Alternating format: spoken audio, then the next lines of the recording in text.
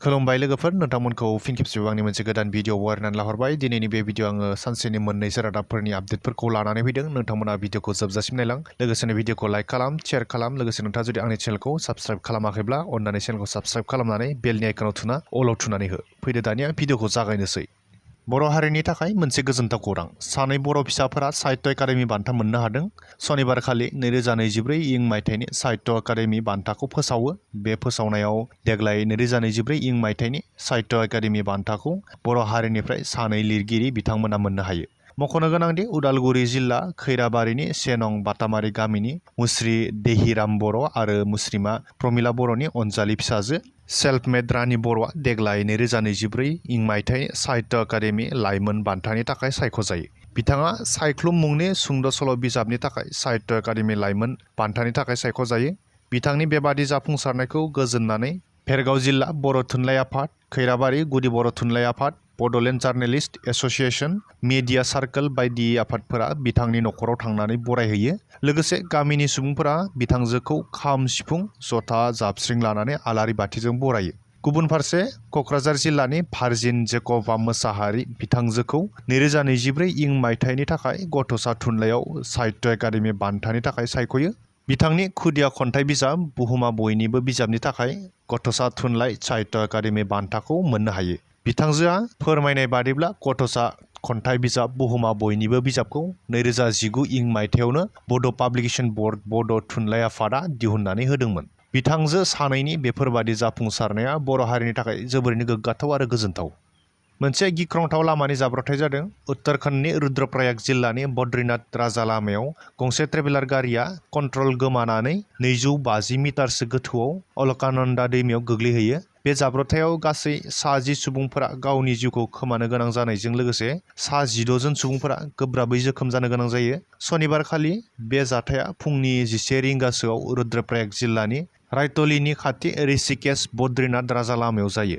जाब्रबथाय जानाय ट्रेभेलार गारियाव 23 सुबुंफोर दंमोन होननानै मिथिनाय जादों।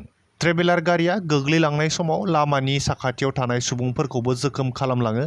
जाथाय जानाय लोगो लोगो ओनसोलनि सुबुंफोरा जाथाय जानाय जायगासिम थांनानै पुलिसखौ खौरां हरो। बेनि उनावनो जाथायसालियाव पुलिस, एसडिआरएफ, डिडिआरएफ आरो बायदिसिना रैखाथि हान्जाफोरा सहैनानै रैखाथिनि खामानिखौ मावो।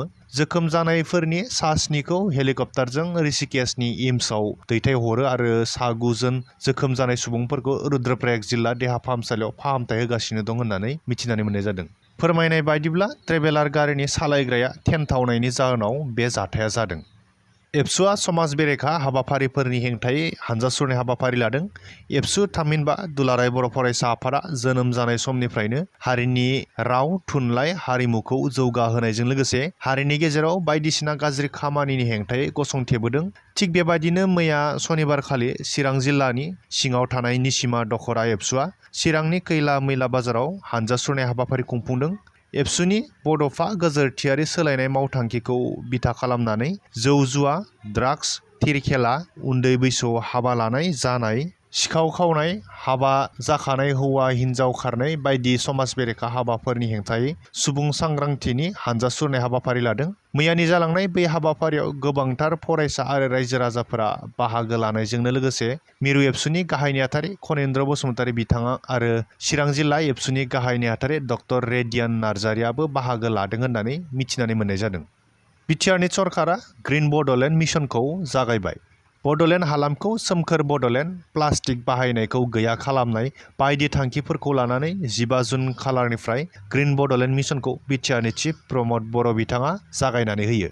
बिटिआरनि चिफ प्रमद बर' बिथाङा बे मिशनखौ बिटिसि सेक्रेटारियेटआव दंफां फुलि गायनानै जागायनानै होबाय। बे मिशननि गेजेरजों बड'लेण्ड हालामनि खना खनला दंफां गायनाय आरो हाग्रा दानस्रांनायखौ होबथानाय आरो बड'लेण्ड ओनसोलाव खेबसेल' बाहायजाग्रा प्लास्टिकनि आइजेंफोरखौ गैया खालामनानै बड'लेण्डनि आबहावाखौ गोग्गोयै लाखिनाय बायदि थांखिफोरखौ लानाय जादों। बे मिशनखौ बिथा खालामनानैनो गिबि आगान महरै बिटिसि सेक्रेटारियेटआव फैगौ 1 सप्तानि गेजेरावनो प्लास्टिक बाहायनायखौ बन्द' खालामनायनि थांखि लायो आरो 3 बोसोरनि गेजेराव बड'लेण्ड ओनसोलाव खेबसेल' बाहायजाग्रा प्लास्टिकनि आइजेंफोरखौ बन्द' खालामनाय जागोन होननानै बुंथियो बिटिआरनि चिफ प्रमद बर' बिथाङा। लोगोसे बड'लेण्डआव 34% थानाय हाग्रा ओनसोलनि 14% हाग्रा ओनसोलखौनो एवस्रांनाय जादों। बेखौ फिन दंफां गायफिननाय, लोगोसे 400 स्कुवेर किल'मिटार रायमना हाग्रामाखौ फोसावखांनायनि उनाव फिन 100 स्कुवेर किल'मिटार हाग्रामाखौ फोसावबावनो थांगासिनो दं होननानै बिटिआरनि चिफ प्रमद बर' बिथाङा बे हाबाफारियावनो बुंथिनानै होबावो। इटालियाव सोलिबाय थानाय G7 जथुम्मायाव भारत हादरखौ आलासि हादर महरै बाहागो लानो लेंहरनाय लेखा भारतनि प्राइम मिनिस्टार नरेन्द्र मदि बिथाङा बाहागो लाहैदों। बे बाहागो लानायाव सनिबारखालि प्राइम मिनिस्टार नरेन्द्र मदि बिथाङा तुर्की, UAE आरो ब्राजिलनि दैदेनगिरिफोरजों सावरायलायो।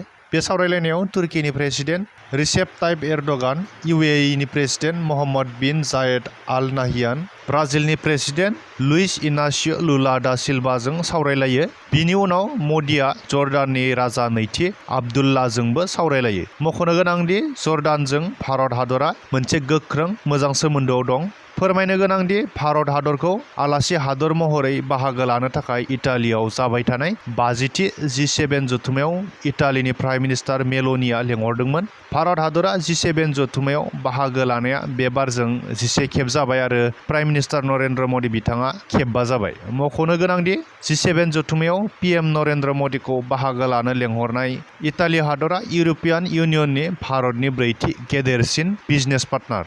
भारत आरो इटालि गंनै हादरनि फालांगिया दा 15 बिलियन आमेरिकान डलारनि। फ्रेन्ड्स, दिनैनि बे रादाबनि आपडेटखौ आं बेखिनियावनो फोजोबथ'बाय। गोजोन्थों।